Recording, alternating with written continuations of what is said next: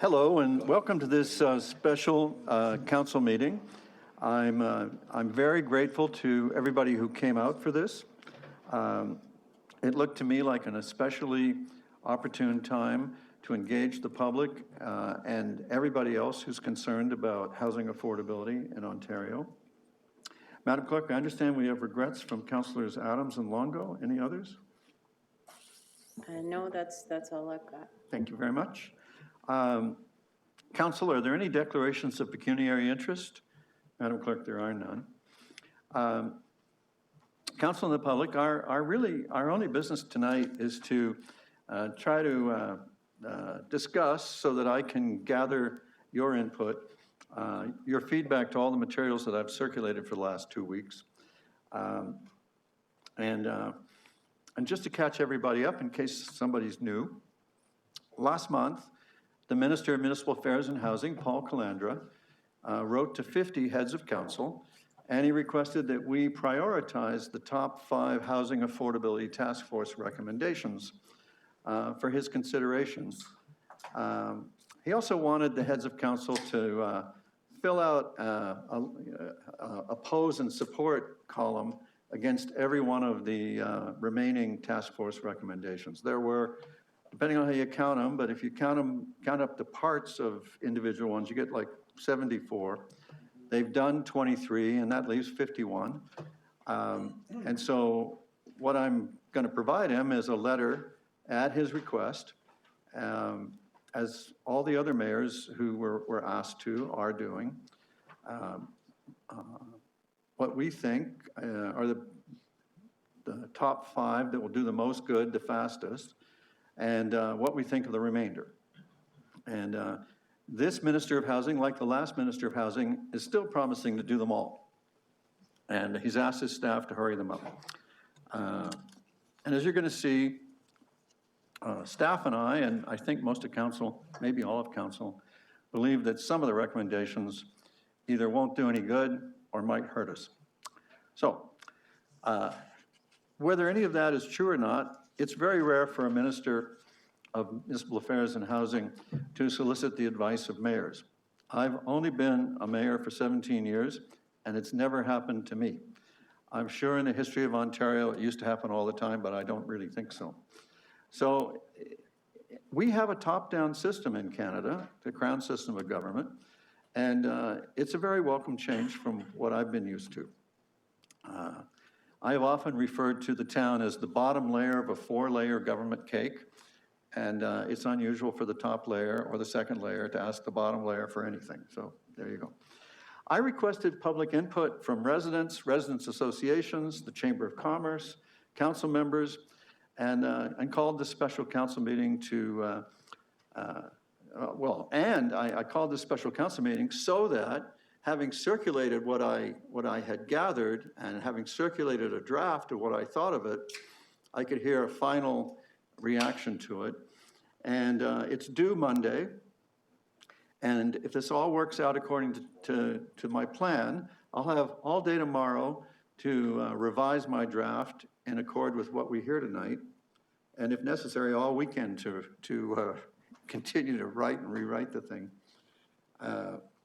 So I just want to call out my thanks to the many residents, the We Love Oakville group, the Trafalgar Chartwell Residents Association, the West River Residents Association, the Oakville Chamber of Commerce, our staff and the council members who all sent me thoughts and recommendations. Now, when I looked at this, I tried to remember what the starting point was. And the starting point was that the Housing Affordability Task Force's mandate was to recommend measures that would address market housing supply and affordability. And there were economists involved, and I think all of us have a natural understanding of economics that supply and demand are what determines price. And when demand is greater than supply, people bid the price up, and that's the way life in North America and Europe, or I'll just speak to what I know, Canada and North America, that's how it works here. And if, as and when we get oversupply, when supply exceeds demand, prices will moderate.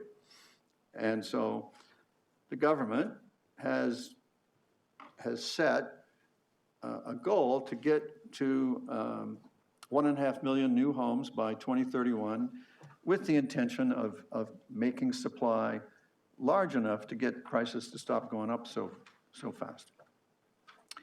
Now, as an economist, that's what I studied in undergraduate university. I agree with that is essential. They released their 74 recommendations early in 2022, and as of today, they've implemented 23, as I said, and that leaves us with the 51 that we're reviewing. I think I know everybody here, and I think you've all seen my draft letter and the 5 that I chose. And I also attached an Appendix C to the package where I marked out that I opposed 10 of them, and that 13 of them are going to need more information and proposed details before I could support them because they're a little too much of a pig in a poke. And I support 14 others besides the 5 I recommend, and I can conditionally support the other 14 depending on what those details will be. So there's one recommendation, for example, number 9, to allow as-of-right zoning of 6 to 11 stories with no minimum parking requirements on any streets that have direct access to public transit. As I recall, the recommendation, it might even only say access. I'm not sure it actually says direct access, so I'm editing myself as I speak. So this recommendation may make sense on paper, but I know our town, and our town there's a lot of variety in our town. And not all streets with bus routes are the same, and not all bus routes are equal. And so there's an assumption in that recommendation that a transit route is a transit route is a transit route, and we know better than that, at least here. So that recommendation could work on a major transit thoroughfare like Trafalgar Road or Dundas, but I don't believe it's appropriate for every street with a bus stop. I appreciate the input from West River residents who pointed out to me this detail, this little flaw in the recommendation. And that's why I've added conditional support to that. My number 1 recommendation to the government was what they would call C1, to use surplus provincial lands to build affordable housing and mixed or residential housing now, while we continue to work as hard as we can to maximize supply. We need to focus on affordable housing now as opposed to general supply, because the impact of increasing supply will not be felt on prices until we get to the 1.5 million in 2031. That's 8 years away, and we need affordable housing now. So since that's the most urgent piece here, that should be the target. So that's why I chose that as number 1. The remaining recommendations that I supported shared consensus from what residents and council and the organizations I heard from prioritized. There was number 6, which was permitting as-of-right multi-tenant housing province-wide, ensuring greater accessibility for all residents. Number 41, funding pilot projects and initiatives to create innovative pathways to home ownership with a focus on supporting Black, Indigenous, marginalized communities, and first-generation homeowners. That's our young folks. Number 42 is to provide provincial and federal loan guarantees for purpose-built rental, affordable rental, and affordable ownership projects. And number 50, and 5th, is funding the adoption of consistent municipal e-permitting systems and encouraging federal government collaboration in that endeavor. This recommendation also included development of common data standards across municipalities and provincial agencies by 2025. Surprisingly, in the great province of Ontario, records are not kept on a consistent basis, and so it's often hard to tell, it's often hard to compare apples and oranges. It's I mean to say it's hard to do an apples to apples comparison, because people are keeping their data. Sometimes it looks like apples, sometimes it looks like oranges, sometimes it looks like pears, if I'm not breaking my metaphor too badly here. So, in my State of the Town address, I pointed out that the new Minister of Municipal Affairs and Housing is promising to work more quickly than his predecessor. And in his letter, he suggested that he said outright that he's asked his ministry to, quote, renew its efforts to review and, where possible, implement the task force's remaining recommendations with minimal delay. I used to be, I hope I don't shock you all, but once upon a time I was an English professor. And so I look at every word in a sentence, and you'll notice in his sentence it says, where possible. This is an interesting thing because it means maybe not all 74. And as I said earlier, there's 10 or so that I'm not real keen about. And so it'd be, you know, and everybody knows I'm an optimist. So I'm hoping that this means room for progress. The implications for Oakville of some of the recommendations are serious. And in their initial review of the task force report, I want to give a shout out to our staff because this is the succinct way they described it. They said, some recommendations, quote, will either have no direct relation to housing affordability and attainable housing, or will adversely affect the municipality. And that's how we come up with our 10 that we don't support. Now, I'm going to, as I said when I started these remarks, I'm going to review all the feedback I get tonight and update the letter and respond to the minister. I appreciate the time that everyone has taken tonight. I would just add that there was there's a carrot and stick approach in this letter. If we don't respond, we could lose money. So number one, we would like him to listen, and he's asked us to tell him what he wants, and so he's sort of bound to listen. But number two, it'd be kind of churlish not to answer when somebody says, hey, let me know what you think. So with that, I have a slide I would like to put up if someone could do that. Jess, maybe you could do it? I have no idea if I'll see it too. I will. So what I've done is I've abbreviated those 5. Because if I had put the 5 word for word, you wouldn't be able to read them. It'd be pinpoint type. So surplus government lands, I think, is pretty clear what that particular recommendation was about. As of right, multi-tenant housing, I think that nails what that one's about. Pathways to new ownership, provincial and federal loan guarantees, and funding municipal systems modernization. I didn't have room to put and standardization, but modernization, you should understand for also standardization. And digitizing, like the whole world needs to become more digital. We all understand that. And here in Oakville, we are moving quickly on that front. So I'll just pause now to ask council. We have 3 registered delegations. Would you like to hear them first? And then I'll poll the audience, see if anybody else has been inspired. And then I'll confine it to table, and we'll discuss. All right, Madam Clerk, would you begin the delegations? Yes, the first delegation is Terry Branch from the Oakville Community Association. Mr. Branch, welcome. Council looks forward to your information.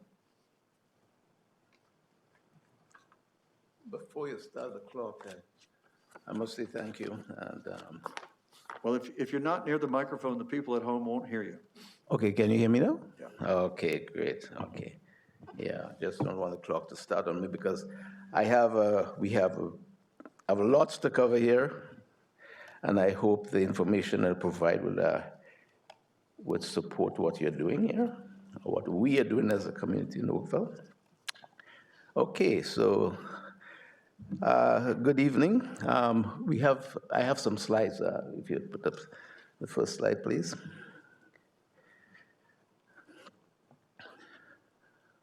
Okay. That's not the first slide. No, go back, right, good, there you go. So, good evening, Mayor Burton and town councillors. The OCA aims to create a vibrant, safe, and caring community for everyone to enjoy. Next slide.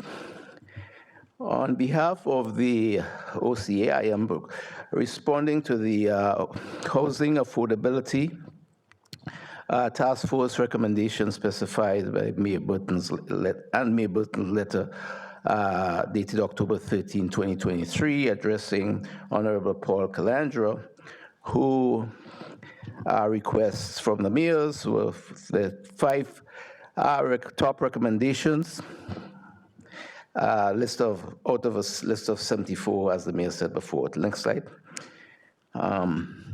So the first question is, why is the mayor predated letter to Honorable Calandra not based on input from this meeting? And he mentioned something before. Community involvement is essential. These initiatives, something's wrong here. These initiatives, we hope that the mayor's letter has not yet been sent to Honorable Minister as the deadline is approaching. We recommend a revised letter that considers the input from the OCA and attendees at this meeting. Next slide, please. We support this recommendation, recommendation 70, which suggests using surplus provincial lands for affordable housing. However, we are confused why the recommendation was not prioritized in the special council report, as it is Mayor Burton's first #1 priority. Next slide, please. OCA is aware of surplus lands in the community, but what lands does the Mayor Burton have in mind to accelerate sale and development? OCA wants to know the process of selling these lands for building affordable homes. Next slide, please. Mayor Burton's letter to the Honorable Minister Paul Calandra fails to acknowledge the input and contributions of significant organizations such as the AMO, who offered sensible recommendations. Why were only certain organizations mentioned in the mayor's letter? Next slide, please. Mayor Burton's letter to Minister Calandra regarded his third priority, recommendation number 49, proposes funding pilot projects to help marginalized individuals, Black, Indigenous, and first-generation homeowners to obtain homeownership. OCA respectfully seeks clarification on the definition of marginalized people in this context, and requests information on who qualifies in the funding if Blacks and Indigenous individuals are not considered marginalized. OCA also wants to understand the rationale behind choosing pilot projects instead of directly providing homes to marginalized individuals. This understanding is crucial for comprehending the goals of the funding initiatives and promoting the more inclusive and equitable approach to addressing homeownership challenges in the marginalized communities. Next slide. OCA supports recommendation 50 and 58. As stated in the mayor's letter to Minister Calandra, recommended 58 was not a top recommendation of the Special Council October 12, 23. But in section C, the report qualified support was expressed for it. So next slide. OCA would like to have a copy of We Love Oakville white paper mentioned in the mayor's letter to the minister.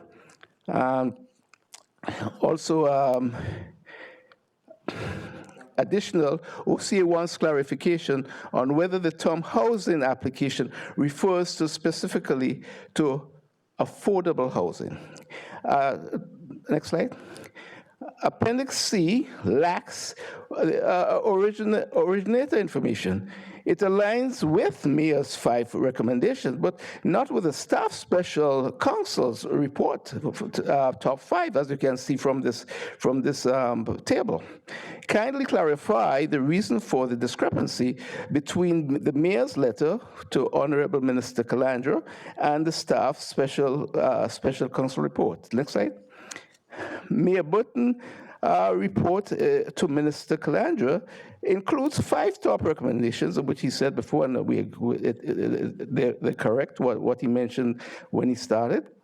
The 5 top recommendations by and OCS support these recommendations. And next slide. So as you can see, these are the 5 recommendations, okay, that of the special counsel, which is not aligned with the previous one. Next slide, please. OCS supports a fair and transparent zoning for 6 to 11 stories building, but disagrees with eliminating minimum parking requirements near the public transit. This could cause congestion and limited parking availability, as well as problems with the buses. While OCA values promoting public transportation, we must consider the potential consequences of this decision. Next slide, please. OCA supports the recommendations here, but opposes removing the appeal process as aforementioned recommendation 32, removing the right of appeal for projects with 30% affordability housing units guaranteed for 40 years is opposed, as the definition of affordable housing is unclear. Next slide, please. OCA supports the tongue's support for the recommendation of this slide, but opposes recommendation 2, and you can read what recommendation 2 is. But the reason we oppose it is due to the negative impact on affordability housing, which is attributed to the fact that intensified development tends to lead to increase in wealth and power for select few, and can further worsen the socioeconomic inequalities and hinder access to affordability housing for the vulnerable populations. Next slide, please. OCA supports tongue's opposition to the recommendations shown on the slide. OCA is puzzled, though, by the tongue's clerk's lack of support for recommendation number 5. Converting unused commercial properties into affordable homes is a great deal. It's a great idea, as long as there is careful planning, transparency, and infrastructure. Next slide, please. OCA supports some housing affordability task, the task force recommendation, as I've stated, but is concerned about the absence of the representation from Ontario's municipal sector, as mentioned in Councillor Paul Best's letter to the Honourable Minister Calandra. Next slide, please. Councillor Best, letter, attachment AF, also expresses concern about impact of Bill 23 on the municipalities. In my September 18th presentation to this council, abandoning Bill 23 and discussing a comprehensive plan for immigration was recommended. Let's now include affordable housing in this discussion. The main issue is Bill 23. Next slide, please. OCA urges Town Council to collaborate better with OCA and other groups. OCA is very disappointed that utility upgrades, traffic congestion measures, and flood zone initiatives did not make it to the top 5 recommendations for Oakville growth and development. Next slide, please. OCA advises. Mr. Branch, can you wind up now? Okay, last slide now. Oakville advises against submitting Mayor Burton's letter to the Honorable Paul Calandra in its current form. It should be revised to include correction and address the pertinent comments from this meeting. And OCA Council would please back Bill 23 for affordable housing solutions. Thank you, and sorry to go over, but thank you very much. Thank you for your information, sir. Madam Clerk? Next delegation is Ted Hogan from the West River Residents Association. Good evening, Mr. Hogan, welcome. Council looks Good. forward to your information. Good evening. Thank you, Your Worship and council members. As most of you know, I am Ted Hogan, past president of West River Residents Association, past chair and current executive member of We Love Oakville, and co-author of the white paper that We Love Oakville did when this whole thing appeared. Due to timelines for responses, the very tight timelines, neither organization has officially sanctioned what I'm going to say tonight, so I am speaking as an individual, but I'm sure that most of the members of my groups would concur with what I'm going to say. Now, a number of you have probably heard some of the things I'm going to say, but I have 10 minutes, so I'm going to say them, and I think some of them bear repeating. We all know the need for and importance of building homes, especially for affordable housing for our town as our town and province continue to grow. We understand there are many dynamics at play here, economic, social, and political. There's a huge problem, and new, creative, and innovative approaches are needed. You've heard me say that before, that we believe that the provincial task force report was flawed from the very start. It removes almost every local planning power.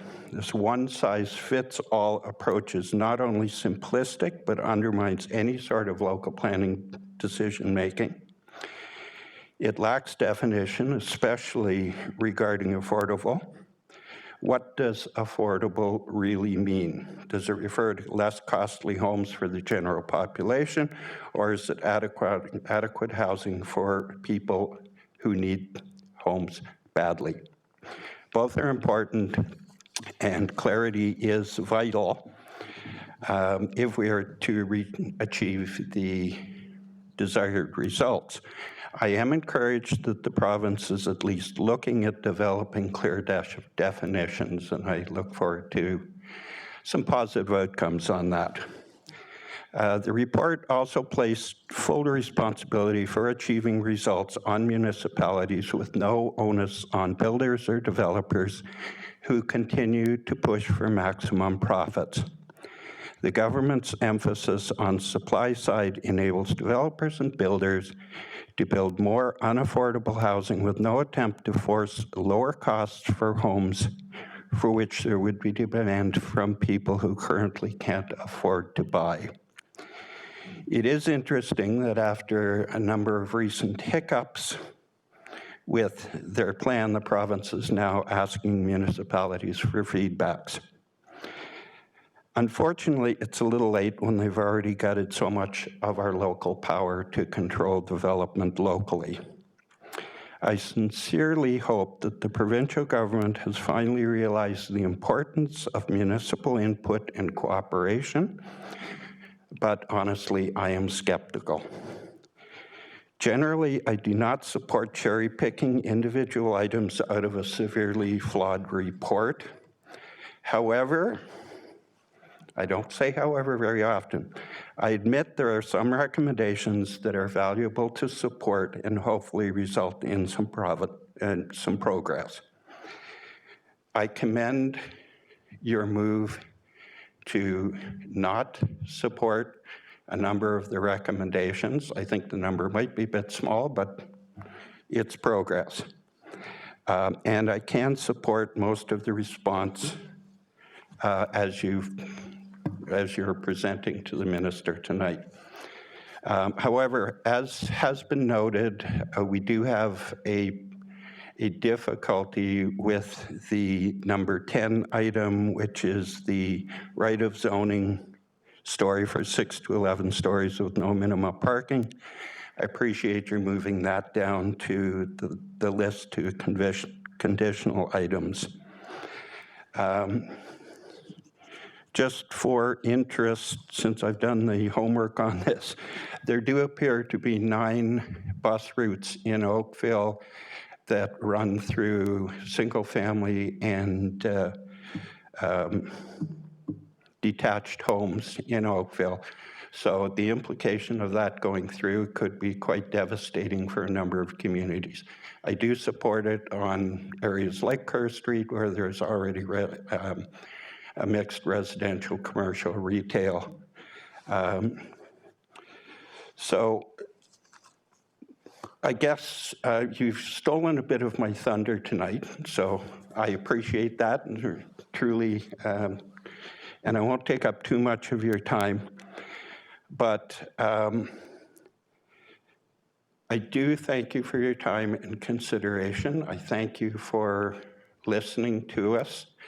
And for anybody that hasn't read the white paper that We Love Oakville presented, it is on our website if anyone would care to check. Thank you very much, and good luck with your decisions. Yes? Just one moment. Yes? Councilor Elgar, I think, would like to either ask you a question or say something anyway. Yeah, thank you. Through Member Burton, can we get a copy of your presentation? I'm sorry? Can we get a copy of your written presentation? After I edited out all of the things that are non-pertinent, absolutely. Who would you like me to send it to? Should I send it to Jorge or? All of us, I think. Or Ray and Kathy I and they really can- appreciate it. Thank you. Absolutely wonderful, and thank you very much. And Yeah, let's try to remember, we employ a clerk for this purpose. Madam Clerk, it's another one of your purposes. Next delegation. The next delegation is Pierre Sauvio. Mr. Sauvageau, welcome. Council looks forward to your information. Good evening. I want to thank Mayor Burton, councillors, as well as... Sir, if you yes. want to be Oh, pardon heard at me. home, Thank you very need to much speak for into the pointing that microphone. out to me.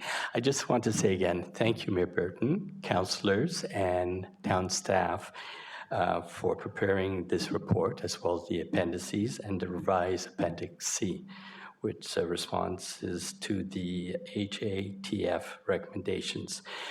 As you are aware, and I hope town residents are, that in order for the town of Oakville to be eligible for the province's new $1.2 billion Building Faster Fund, this report has to be sent to the minister by October 16th. And I thank you for preparing everything. I do, however, I know you're aware that I am one of the many residents who support affordable housing within the town of Oakville.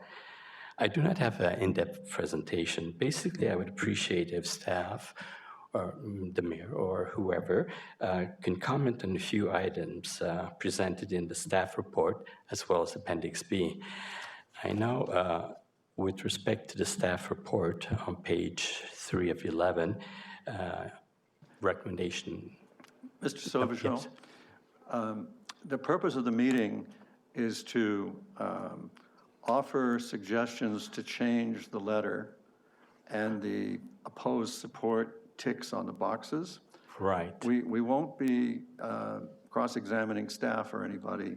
Oh, no, that's fine. So if you could get to the point, that would be in your favor. No worries at all.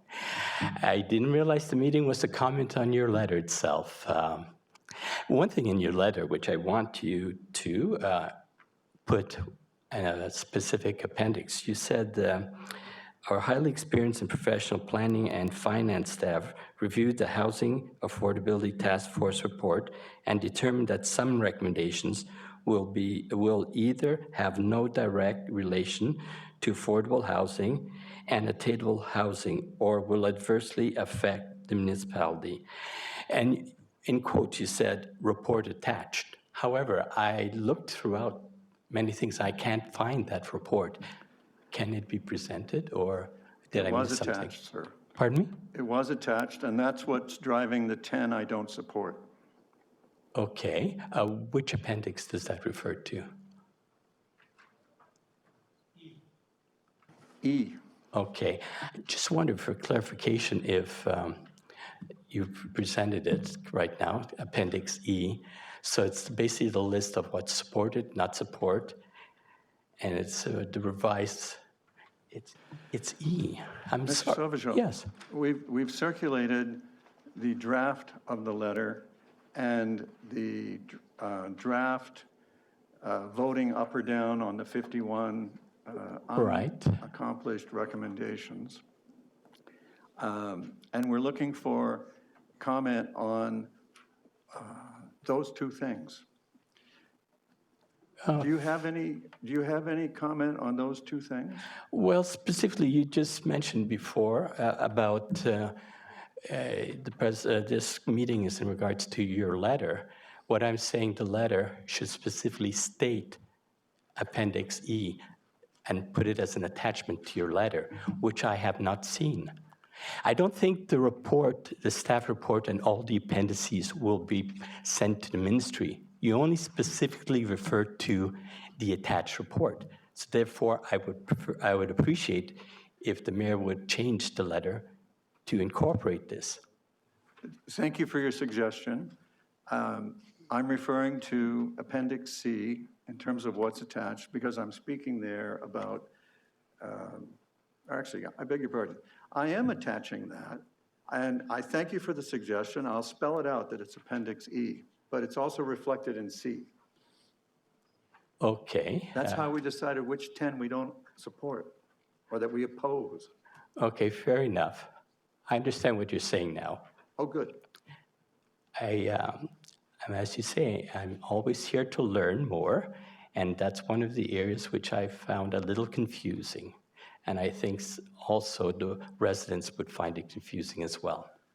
Thank you very much for the suggestion. You're quite welcome, Mayor Burton. Take care. Thank you. All right. Thank you to everybody who brought their advice. Is anyone else here who would like to offer any advice or comment? Mr. Belcher, am I right? Welcome. Council would be grateful to hear your comments, your information. Thank you. And we also like watching you raise that table. Cool. Yeah, so my name is Jeffrey Belcher. I'm not sure if I still have to introduce myself, but cool. So I was only actually told about this meeting a couple days ago, but I went through the staff recommendations that I think you're basing your letter off of. It is labeled Appendix B, but it is Appendix E on the agenda, so that might explain some confusion with this bit. But I had a couple of questions, and I want to offer a couple of alternative perspectives on some of the amendments here. So this shouldn't take too long, but one of the things I saw was related to the minimum parking requirements. I think it's one of the amendments that you might conditionally support related to 6 to 11-story buildings along transit routes. I think that it would be productive to decouple those amendments into two. So one would be eliminating minimum parking requirements for certain zones, and then another one would be relating to the transit routes and 6 to 11-story buildings. Because those things, while I appreciate that the province might think that those things are should be coupled together, but I feel like in different areas it might make more sense to reduce some of the minimum parking requirements that we have versus for all transit routes. Period's a little blanket. I'm not really sure if it's very productive. On that, though, while I appreciate there's probably lots of people who wouldn't oppose a rezoning within many of the residential neighborhoods that transit lines go through. Part of it, I think, from the province's perspective, is that they see a lot of money being spent on infrastructure related to areas that are designated low residential or single-family homes. These zones typically costs much more money for the municipality to upkeep and service compared to more urban areas in Oakville, like Kerr, downtown, and the up-and-coming Midtown developments that we'll see.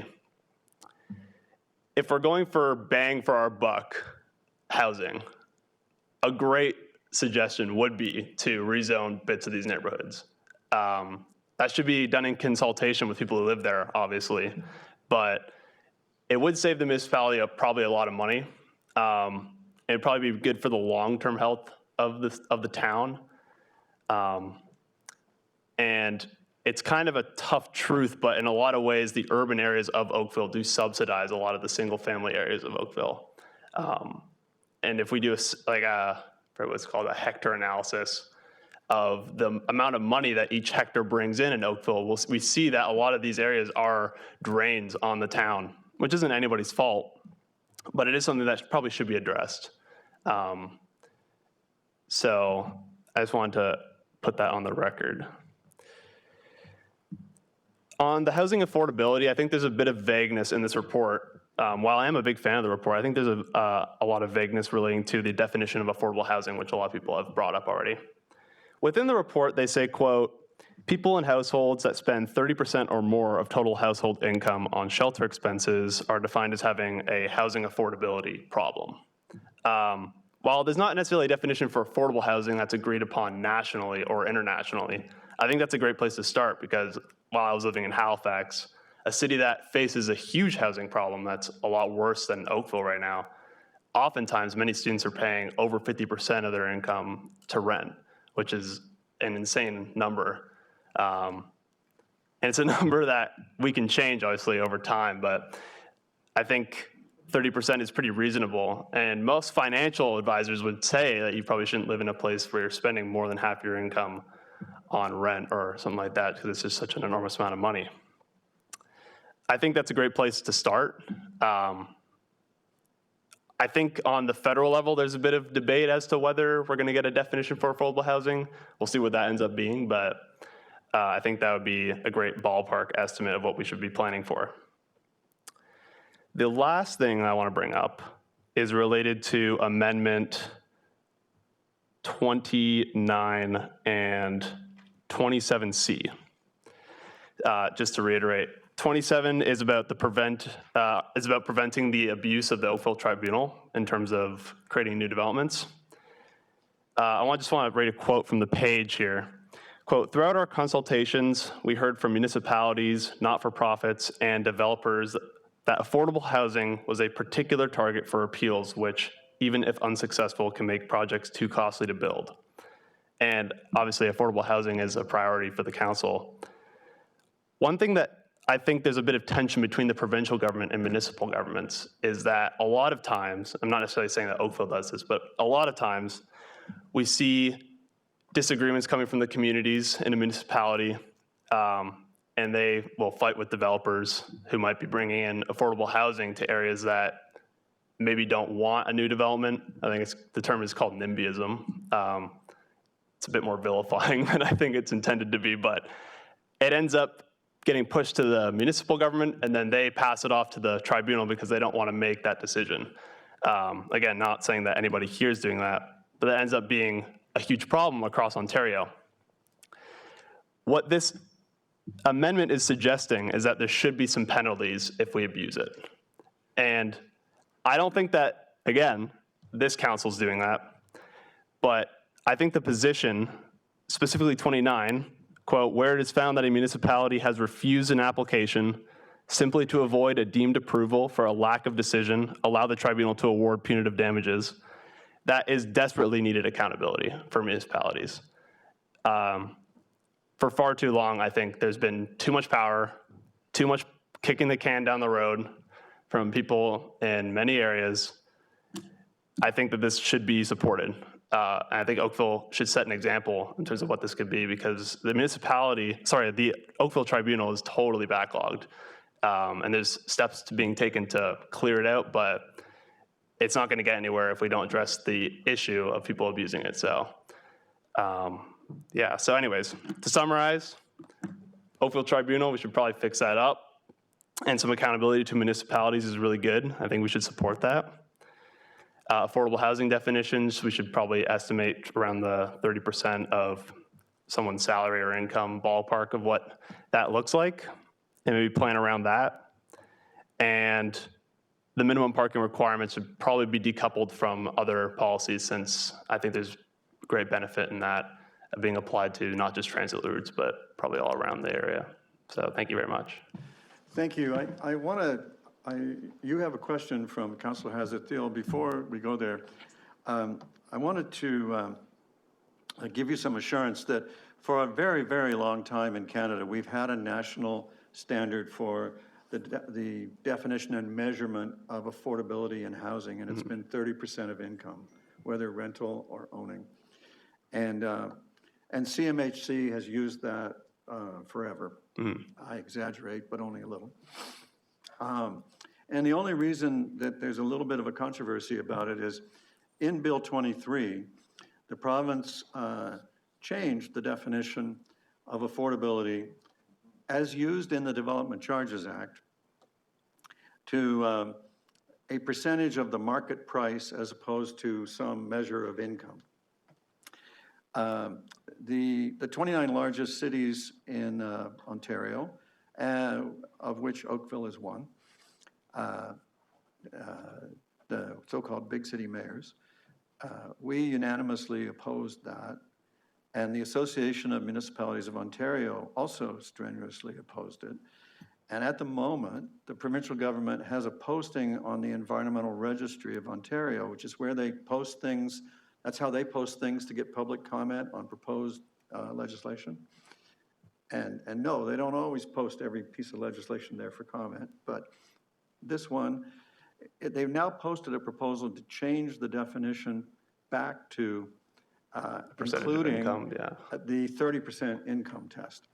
So if you're an optimist like I am, any sign of progress rekindles your optimism that we're going to get somewhere. And so I thought that you might like to know. Yeah, thank you very much. Every now and then, somebody listens. And now let's listen to Councillor Hazlet-Thiel and see what she's got for you. Thank you. Thank you for coming out, and thank you for sharing your thoughts. I was going to point out that you can go on the ERO, which is the Environmental Registry, and read the latest proposal by the province. Thank you. I'm still not sure it's exactly where we want it to be, and in some discussions with our finance staff, there are some challenges around what will the regs say, but it is important that they hear your perspective. And I take your point about leading the way as a council, but I think the best way we can lead the way is to continue to apply critical thinking and our official plan and our understanding of what building community is, so that we do planning correctly, and that sets an example for others. I don't think we kick things down the road. I think we truly try to be thoughtful about not only today but the future. But I take your point that maybe some people don't. And then my last is, just so you're clear, it's not the Oakville Land Tribunal, it's the Ontario Land Tribunal. Oh, sorry, I misspoke And the there, only yeah. reason I'm correcting you is because it may sound like we're backing it up, and it's not us backing it up. I would never imply that Yeah, so knowingly. I just thought Yeah, you'd like to thank know you. that. Thank you. Thank you, Councillor. Thank you, Mr. Belcher. Thank you. Anyone else? All right, I'll take that as a sign that we should confine the table, and council, considering all you've read and all you've heard, do you have any suggestions? Are you content with the 5 I chose? Are there any support and oppose changes that you want to make or suggest? Councillor Duddick. Thank you, Your Worship. The number 6, permit as of right multi-tenant housing, renting rooms with the dwelling province-wide.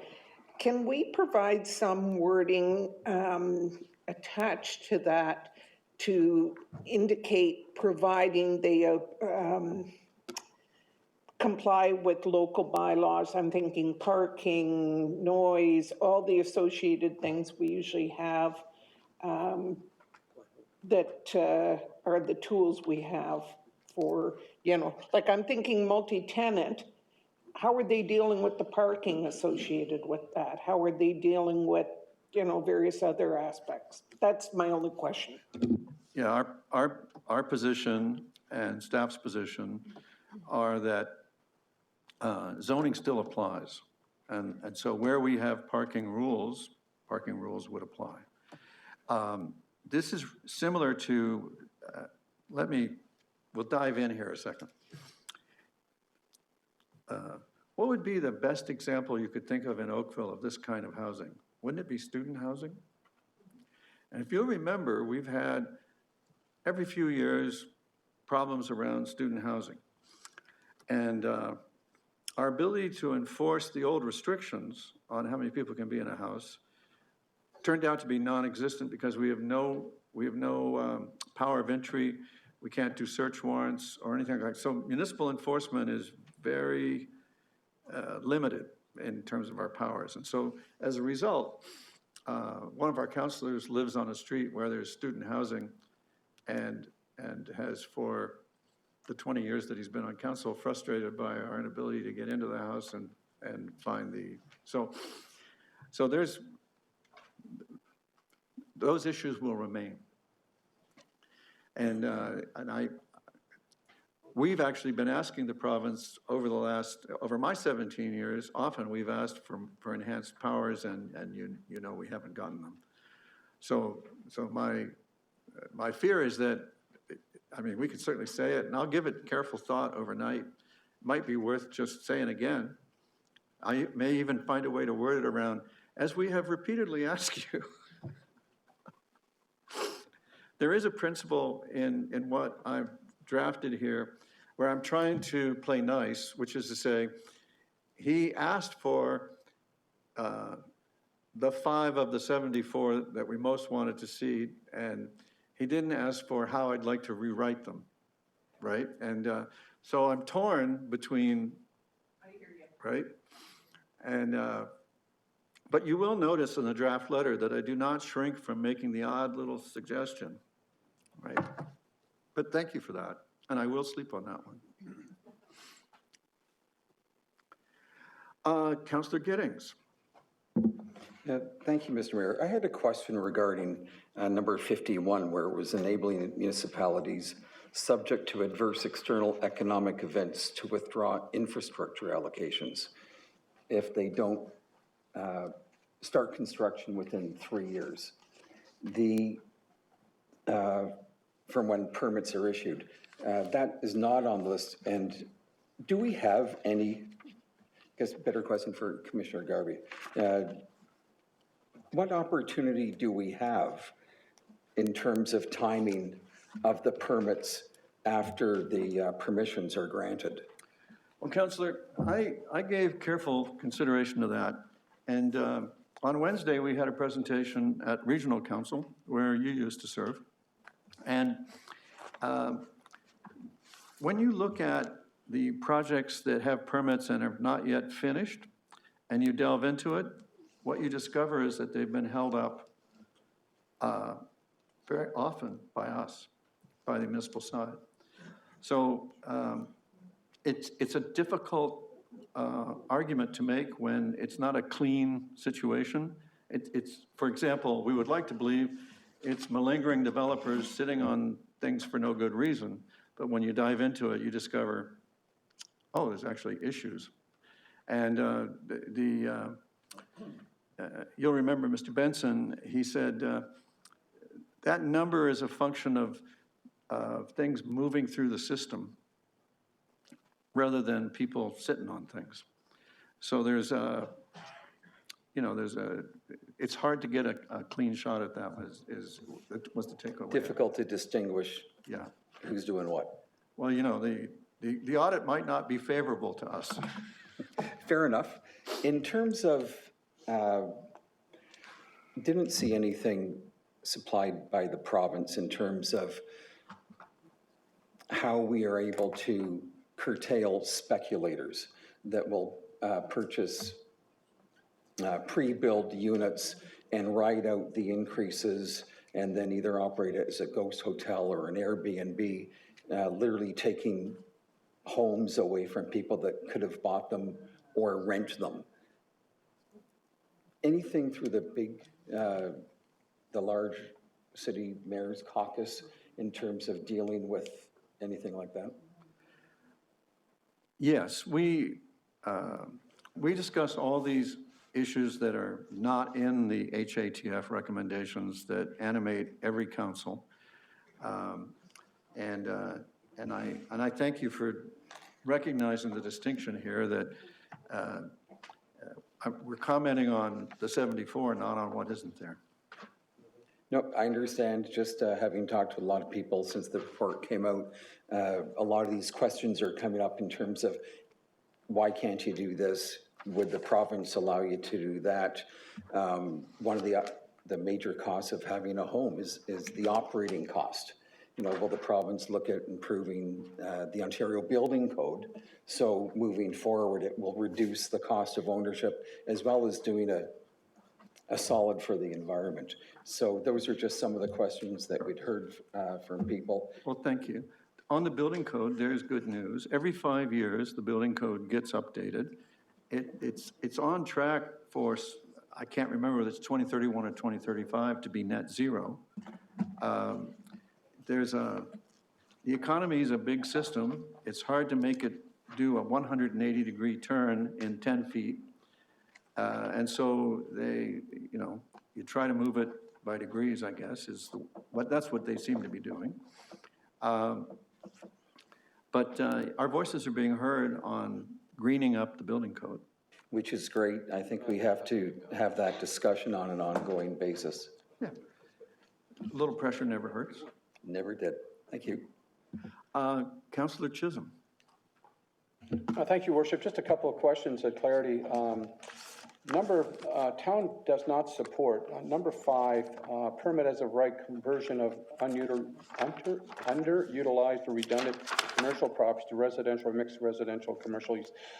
I've had a lot of feedback from residents about this, why we're not supporting that one. So I think for the public and for the sake of the public to understand, I think we just need a little bit more detail and clarity from staff with respect to that comment. Is that doable, please? It is, but as the author, as the guy who's going to write the letter, I'd like first crack at that one. I cannot count the number of times I've sat in planning meetings here and heard members express very strong feelings about the need for more retail and more commercial. Mm-hmm. And so, and I've generally supported those statements when members here have said those things. You may even remember saying that a time or two. Absolutely.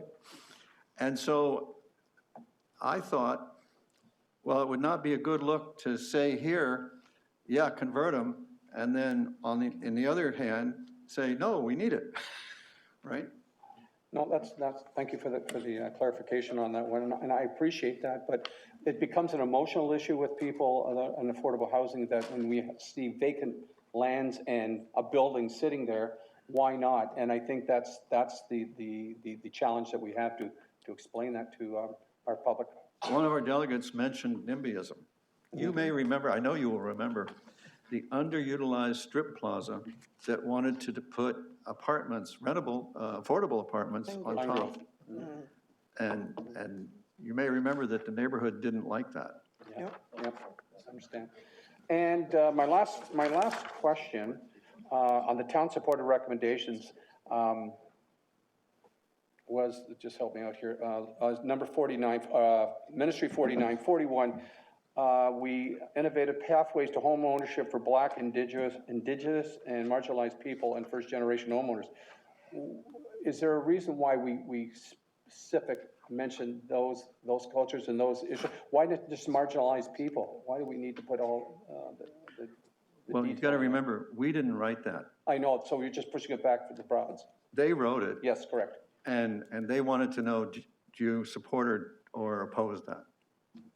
Okay, thank you. I could say,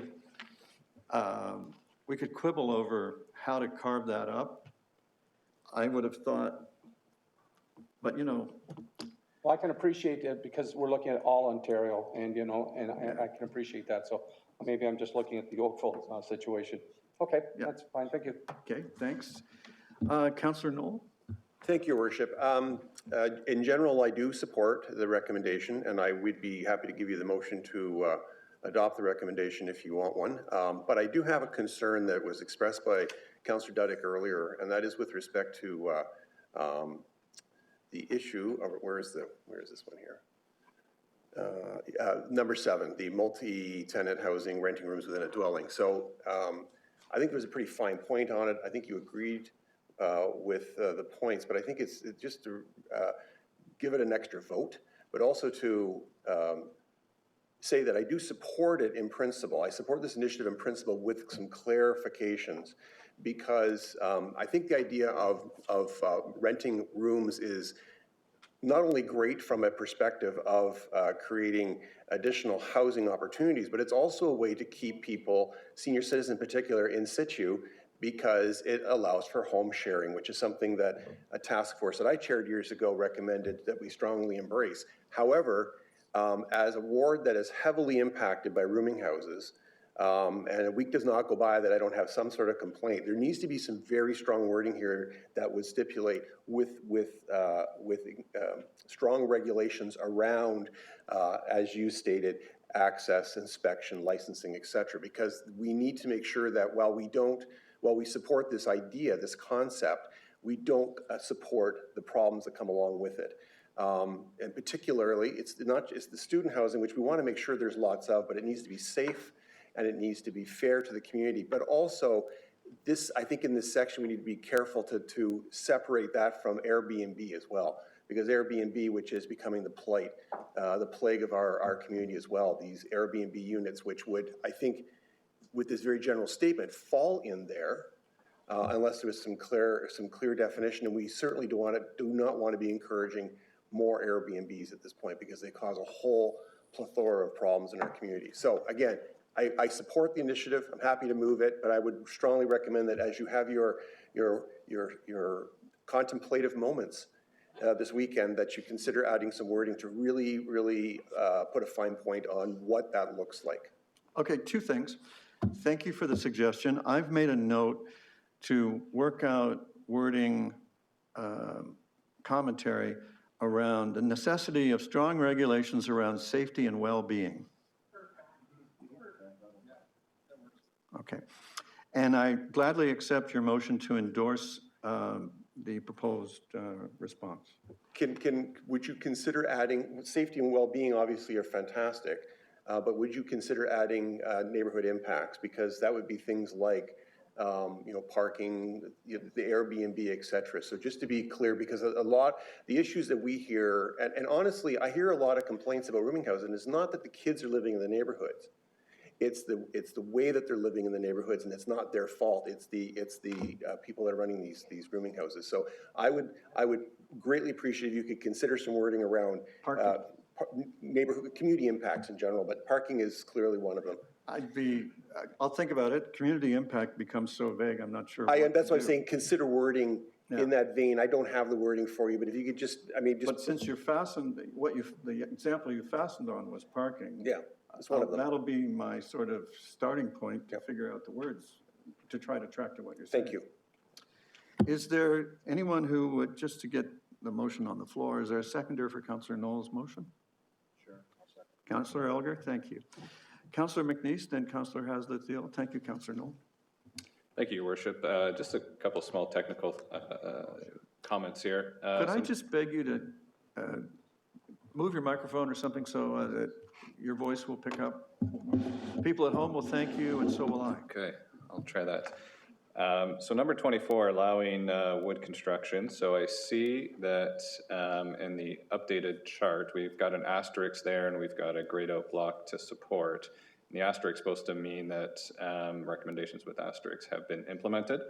And I looked in Appendix E, which is also labeled Appendix B, but staff's comment is that they could support the increased use of low carbon building materials. So to me, it doesn't strike it that we've already implemented. I think it's just that we would support it.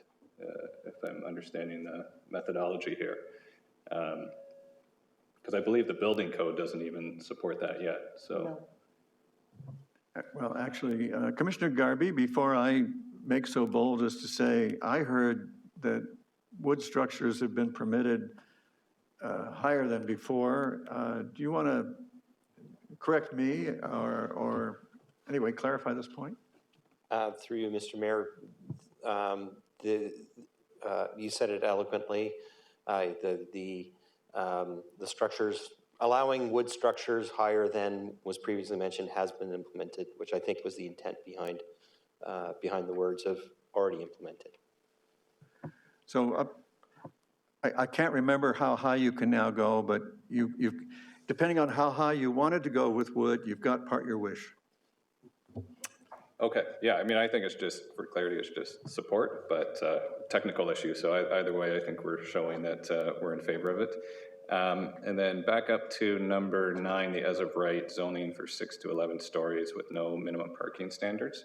My suggestion is that we stay on the support side. We've got 3 asterisks, which means conditional support. I agree with the delegate that we've got 2 things going on there, and I think to assume that we would equally apply that throughout a transit network is a little bit concerning. There's different orders of transit, there's different contexts and different situations, and this is for all municipalities across Ontario. I think in Toronto it would be much different, Hamilton would be much different. My suggestion is that we use the 2 asterisks, which means that further information is required for support. So those are my thoughts. Thank you. Thank you. I've made a note of that, and I'll reflect on that too. Councillor Haslett-Thiel, and then Councillor Knoll, are you, okay, Councillor Haslett-Thiel, you're next. Thank you, Mayor Burton. So just on the multi-tenant, so I like the fact that you are going to consider some additional wording, and I think Councillor Duddock made a comment about tools that enable us to make sure that this is an effective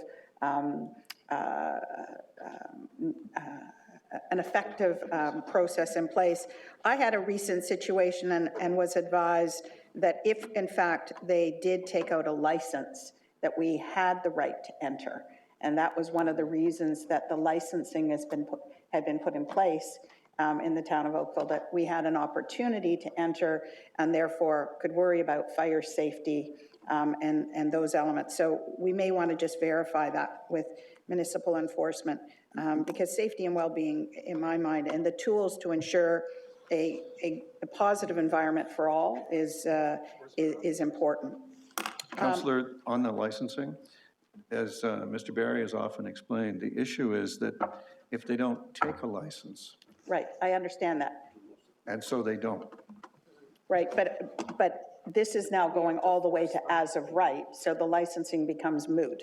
And so that's why I just, again, I'm not a big fan of anything that's that as of right and takes municipal options on the table, but you hear our concern. I also wanted to just reflect on, I really appreciated, you obviously went through Councillor Giddings and I's note, and that the surplus provincial lands being highlighted. I think that is a critical piece that has to be up there for the province to, I mean, relinquish those lands to Halton Region and to Oakville because you know, we can do a lot if we have those that land to work with. I know we're not allowed to add to the list, and it struck me that the housing strategy discussion that Open House, which is October 18th, is where maybe some of these suggestions that are coming forward need to be raised. But with the $940 million infrastructure hole facing the region, we have to, we can't go a lot faster, which is, you know, what they keep talking about. So it would be helpful to hear from others at the housing strategy about how do we deal with this infrastructure costs that we're facing.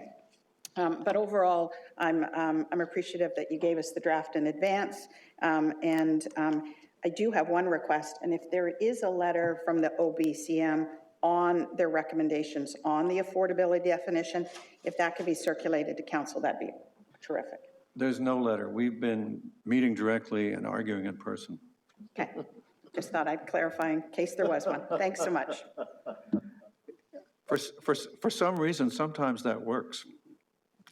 I'm going to add licensing to my list of things to consider on that. And I would just thank you for your remarks about the housing strategy meeting and add for your consideration that this is not our only opportunity to talk to the government. We have many times passed unanimous senses of council resolutions, you know, the exhortatory resolutions urging the government, and not just the Ontario government, but the Canadian one as well, to do one thing or another.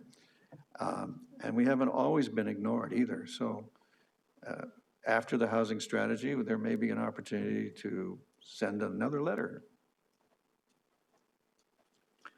Councillor McNeese. Sorry, just one additional note, Your Worship. I believe in your opening statements you mentioned the RAs and groups that provided feedback. I believe our resident association, Brownie Village Resident Association, provided a letter as well. And if you didn't receive it, I'll speak to them and make sure you receive it. I would be delighted to receive it. Okay. Would you like me? This is where I'll tell this story at my own peril. When this started a month ago, almost a month ago, because it came out roughly September 16th and the deadline is October 16th. The immediate reaction of some folks with whom Oakville has sometimes not agreed, and I'm looking at you, Amo, they immediately said, oh, this is bad because nobody will have the time to consult their council and consult the public and consult their staff. And many of the big city mayors have done that, even though it was impossible. I only mention this because there's 443 members of AMO out of the 444 cities in Ontario. Toronto quit long ago, complaining that the vast majority were little towns and cities who spent all their time acting like they were jealous of Toronto and they felt like they were being dragged down or tied down or whatever, and they wanted to get out. And so you may remember when the province first attacked development charges, AMO came out in support. And you will not have any trouble imagining that made me somewhat cross. I was afraid that if I didn't get in there and punch back, my friend Alan here would hurt him harder. Because we care very, very much about who pays for what.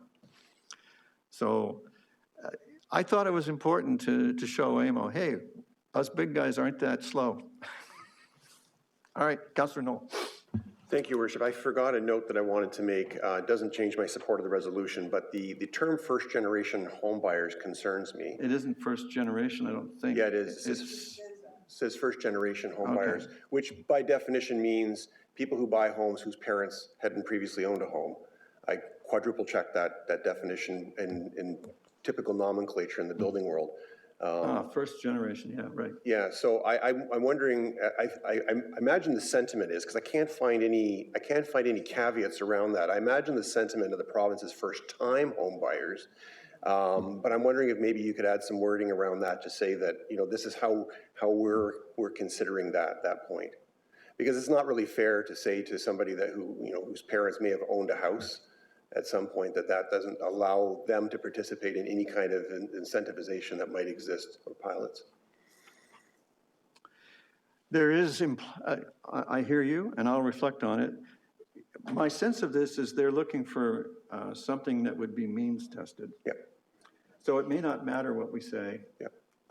And we may very well be able to say first time instead of first generation. I suspect, as a note on the side. Yeah, I suspect that you're. But I think you're going to wind up in the same place. I think so, but I think this is worth pointing out just for the sake of clarity, because again, I think there's an equity issue that not all young people who happen to have the privilege of living in an own home necessarily means that they have any more wherewithal to buy a home than any other first-time home buyer. So I agree with you, and I think, the way I read this, I read it the way you're reading it. I just think it's important to be, words matter, and I think it's just important to be very clear. Okay, well, I'm certainly not in a position to reword their thing, but I will comment. Beautiful, thank you. I will comment. Much appreciated. Hey, I've tried to be easy to work with for 17 years. I'm not going to stop now. All right. Anybody else? Then I'll ask if anybody opposes the motion. And I don't see any opposition, so I'm going to declare it carried. And I thank everybody. I have one more piece of business for you. We have a confirmatory bylaw that says we met. And we need a mover and seconder for that. Councillor McNeese and Councillor Shi, thank you. All those in favor, just for fun? Any opposed? It carries. Thank you, everybody, for your time and all the work you put into this. Everyone in the public who joined us. It has been terrific working with you. And I just want to make sure it's understood that no letter has been sent to the minister yet. And good night. We're done.